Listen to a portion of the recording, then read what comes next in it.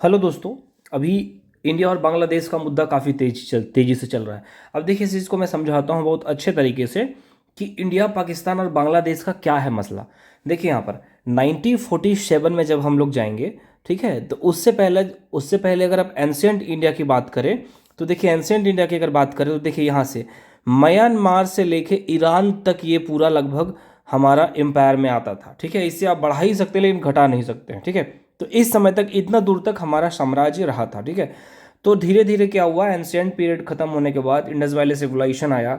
उसके बाद क्या हुआ, 16 महाजनपद आए, मगध का राइज हुआ, फिर मगध में मौर्य काल आया, फिर गुप्त पीरियड आया। उसके बाद क्या हुआ, जब गुप्ता पीरियड वीक होने लगा उसके बाद धीरे धीरे इस्लाम का इन्वेजन शुरू हुआ, मुस्लिम अटैक बढ़ने लगे।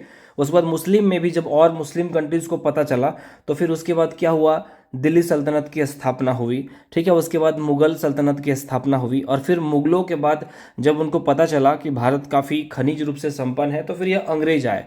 और इसी अंग्रेज के दौरान में हम लोग क्या हुआ कि बहुत सारी कॉन्स्टिट्यूशनल चीज़ें डेवलप हुई। हमारा सोशलिज्म, कम्युनिज्म, ठीक है, कैपिटलिज्म डेवलप हुआ, उन लोगों के खिलाफ पूरा भारत एक हुआ। 1947 में तब जाके हमको आज़ादी मिली। तो ये बैकग्राउंड है। ठीक है, तो कई बार आपको देखने के लिए मिलेगा आपको कि ईरान में कहीं पर मूर्ति मिल गई है, वियतनाम में आपको कहीं कहीं इंडिया की हनुमान जी की या विष्णु जी की मूर्ति मिल गई है, फिलीपींस में मिल गई। क्योंकि जो साम्राज्य था, तो कहीं भी कोई राज्य, जो हमारा राजा अगर वहाँ से जीतते थे तो वो क्या करते थे कि वहाँ पे जाके एक मंदिर निर्माण करते थे। जैसे कि अगर अभी आप जाएंगे तो आप कहीं गए हैं, वो इलाका आपका है, तो आप क्या पहचान देना चाहेंगे? वहाँ हो सकता है एक नेशनल फ्लैग बना दे, ठीक है, या फिर पत्थर में ही बहुत अच्छी पेंटिंग करके अशोक चक्र बना दे ताकि आने वाली 100 साल, 2 साल, 500 साल तक पीढ़ियाँ उसकी देखे। समझ रहे हैं? तो ये सब थी। अब 1947 में जब देश आज़ाद हुआ तो ऐसा बोला गया कि जो मुस्लिम बहुल प्रांत है उसको मिलाकर क्या होगा, दूसरा एक देश बनाया जाएगा, तो जिसका नाम रखा गया पाकिस्तान। तो ये देखिए यहाँ पर पाकिस्तान का बाउंड्री बना, तो यहाँ पर ये पाकिस्तान बना। ठीक है, 3300 आसपास इसकी बॉर्डर लाइन है, किलोमीटर के आसपास। ठीक है, और यहाँ पर एक जो बांग्लादेश है आप जो देख रहे हैं दोस्तों, ये जो बांग्लादेश है ये था पूर्वी पाकिस्तान। तो देखिए यहाँ पर ये पूर्वी पाकिस्तान था, तो इसीलिए यहाँ पर ये पूर्वी पाकिस्तान मतलब क्या, ईस्ट पाकिस्तान। समझ रहे हैं इस बात को, ईस्ट पाकिस्तान। तो इसीलिए उसके बगल में, ईस्ट के बगल में है, इसीलिए यहाँ पे देखिए इसको वेस्ट बंगाल बोलते हैं, जबकि ये ईस्ट में है। ठीक है, समझ में आया? वेस्ट बंगाल हमारे पश्चिम बंगाल को क्यों बोलते हैं, तो आप समझिए। तो दोनों हो गए पूर्वी पाकिस्तान और ये हो गया आपका पश्चिमी पाकिस्तान। ठीक है, पश्चिमी पाकिस्तान। तो अब यहाँ समझिए कि विवाद का मुद्दा क्या था। तो ये क्या हुआ कि ये जो पाकिस्तान था काफ़ी डेवलप करने लगा और यहाँ से पैसे लोग लेके जाते थे और इनका डेवलपमेंट ना के बराबर कर देते। ठीक है, पूर्वी पाकिस्तान जो आज बांग्लादेश है उसका काफ़ी एक्सप्लॉयटेशन होता था, शोषण होता था, इनको मारा पीटा जाता था, तो ये परेशान रहने लगे।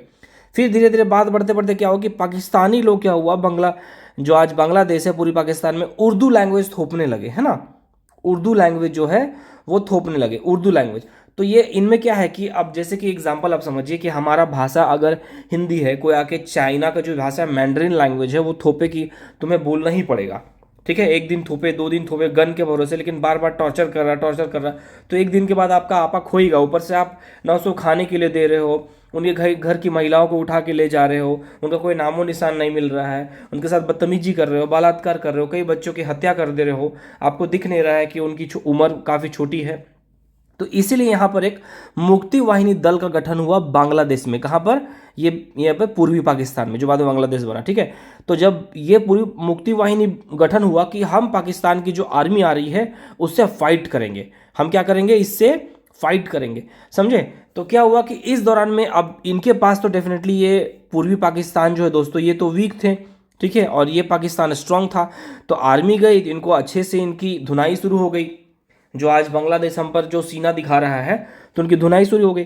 तो क्या हुआ कि यहाँ से बहुत सारे क्या हुआ, मुसलमान लोग, देखिए यहाँ पर अगर आप देखेंगे यहाँ पर, तो इस जगह पर देखिए बांग्लादेश का ये बाउंड्री है ना, ये बाउंड्री। तो यहाँ पर क्या हुआ कि ये देखिए इंडिया में इंटर करने लगे, जहाँ इनको मौका मिला, असम है तो असम में चले गए, इस तरह से एंट्री करने लगी।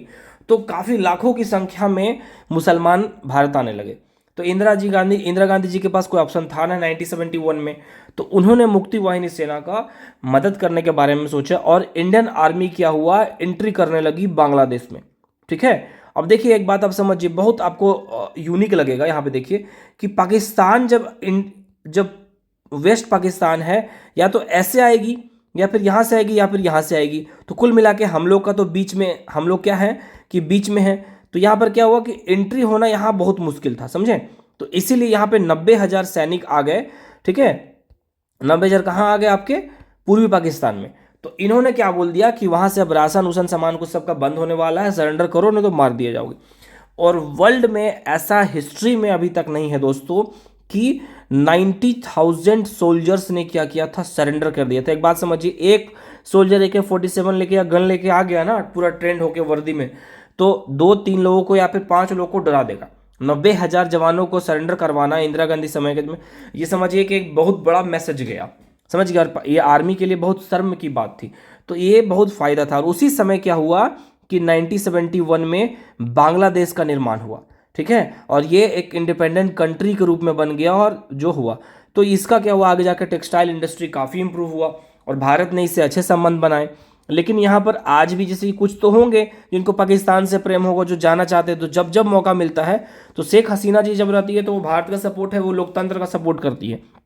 तो अभी जो आए हैं वो शेख हसीना जी के खिलाफ चला गया है मामला, ठीक है। उनको पद से हटा दिया गया, रिवोन वो शरण के लिए भारत आ गई हैं और वह हिंदुओं को मारा पीटा जा रहा है। तो ये आंख दिखा रहा है।